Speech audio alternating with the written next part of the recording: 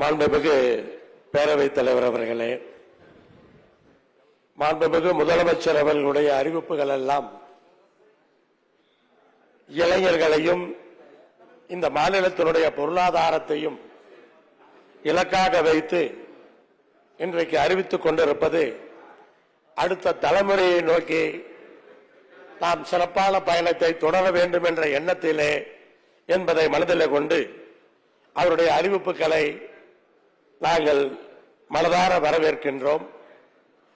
இன்னும் ஒசூரை பொறுத்தவரை விமான நிலையம் வேண்டும் என்பது தொடர்ந்து வைக்கப்படுகிற கோரிக்கை.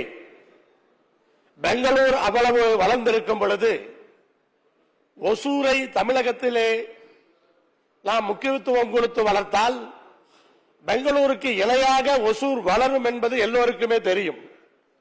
அதை தெரிந்து கொண்டுதான் ஒசூரிலே விமான நிலையம் வரக்கூடாது என்று ஒரு சிலர் பல ஆண்டுகளாக ஏதாவது காரணத்தை சொல்லி அதை தடுத்துக் கொண்டிருந்தார்கள். இன்றைக்கு மாண்புமிகு முதலமைச்சர் அவர்கள் ஒசூரிலே 2000 ஏக்கரிலே விமான நிலையம் அமைக்கப்படும் என்று அறிவித்திருப்பது தமிழகத்தினுடைய அந்த களவான $1 டிரில்லியன் எக்கானமியை நோக்கி பயணிக்கின்ற அந்த பாதையிலே ஒரு பெரிய மைல்கல்லாக நான் பார்க்கின்றேன். அந்த வகையிலே அதை நான் மனதார வரவேற்கின்றேன். இன்றைக்கு கொங்கு மண்டலத்தில் இருக்கிற பல தொழிலை சார்ந்தவர்களும் பெங்களூர் வழியாகத்தான் வெளிநாடுகளுக்கு பயணிக்கிறார்கள். அவர்கள் எல்லாம் ஒசூரிலிருந்து பயணிப்பார்கள் என்று சொன்னால் இன்னும் வசதியாக இருக்கும், குறைந்த நேரத்தில் செல்ல முடியும், நம்முடைய பொருளாதாரமும் வளரும். ஆனால் விமான நிலையம் அமைக்கின்ற இடம் பெங்களூரை ஒட்டி செல்லாமல் ஒசூருக்கும் கிருஷ்ணகிரிக்கும் நடுவிலே இந்த பகுதியிலே வந்தது என்று சொன்னால் இன்னும் வசதியாக இருக்கும் என்ற கருத்தையும் இந்த நேரத்திலே நான் வைக்க விரும்புகிறேன்.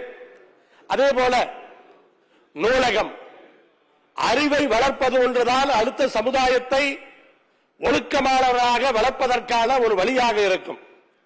அப்படி சென்னையிலே உலகத்தரம் வாய்ந்த நூலகம், மதுரையிலே உலகத்தரம் வாய்ந்த நூலகம், கோயம்புத்தூரிலே உலகத்தரம் வாய்ந்த நூலகம், இப்போது திருச்சியிலே தமிழகத்தினுடைய பகுதிகளை இன்றைக்கு 4 இடங்களிலே இப்படிப்பட்ட நூலகங்களை அமைத்து மாணவர்களுக்கும் இளைஞர்களுக்கும் ஒரு அரிய வாய்ப்பை முதலமைச்சர் அவர்கள் கொடுத்திருக்கிறார்.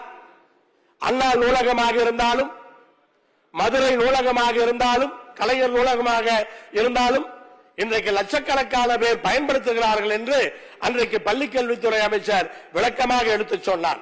அதனால் கோயம்புத்தூர் வருகிற நூலகமும் திருச்சியில் வருகிற நூலகமும் இன்னும் பல லட்சம் மாணவர்களுக்கு, பல லட்சம் மக்களுக்கு அது பயன்படும் என்ற அந்த கருத்தை மீண்டும் நான் இந்த நேரத்தில் வலியுறுத்தி மாண்புமிகு முதலமைச்சருடைய இந்த 2 அறிவிப்புகளும் முத்தாய்ப்பான அறிவிப்புகள் என்பதை மீண்டும் சொல்லி அதை மனதார வரவேற்று அமர்கின்றேன். நன்றி.